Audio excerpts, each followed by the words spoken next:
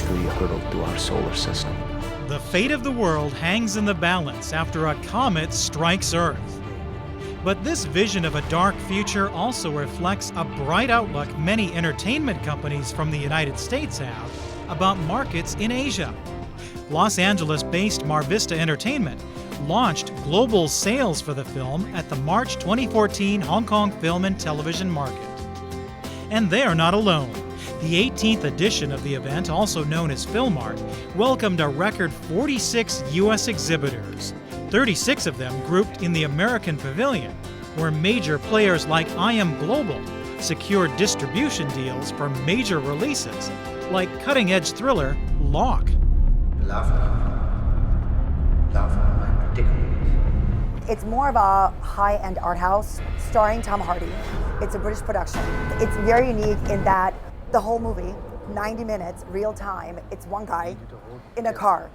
I can guarantee you, you will be on the edge of your seat. Every year, I get really pleasantly surprised by the level of sales that we do at this market. When I come back to LA, everyone seems to be really, happy with the results that we're bringing from Filmart. And I'm not talking about, like China or some territories where there are so many new companies coming up, but it's also other territories like Philippines, Malaysia, and Indonesia, where the competition is very small. So anytime you have new buyers from these territories that are introduced to you, it's very exciting. The American Pavilion made its debut at Filmart 4 years ago, organized by an association which has long seen Hong Kong's potential for helping exhibitors reach markets in Asia. I saw the efficiency not only of the organizers here, but of the city, the way that was operates, all of the rules and structure. It was the perfect place to be because the salesman sometimes does need to come to the customer. And you have to have critical mass in any trade fair. Filmart has succeeded in that. They have reached that critical mass, and this is where our message is to all of the world's sellers. If you're going to make one trip to the region, this is the show you need to attend. The Pavilion was backed by the U.S. Commerce Department, which also works with Filmart organizer the HKTDC on a strategic trade-building partnership called the Pacific Bridge Initiative. The U.S. envoy to Hong Kong says American producers are now set to expand their success by looking at foreign direct investment from Asia.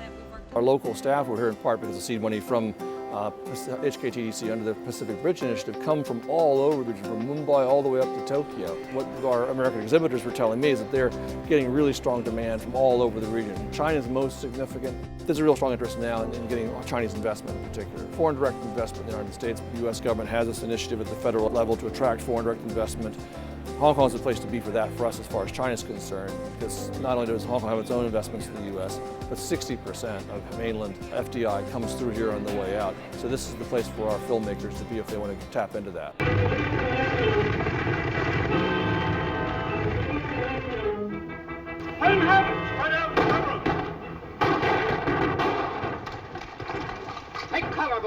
And one company taking a shot at new investment from mainland China holds rights to the iconic brand created by 1940s American TV cowboy Hopalong Cassidy.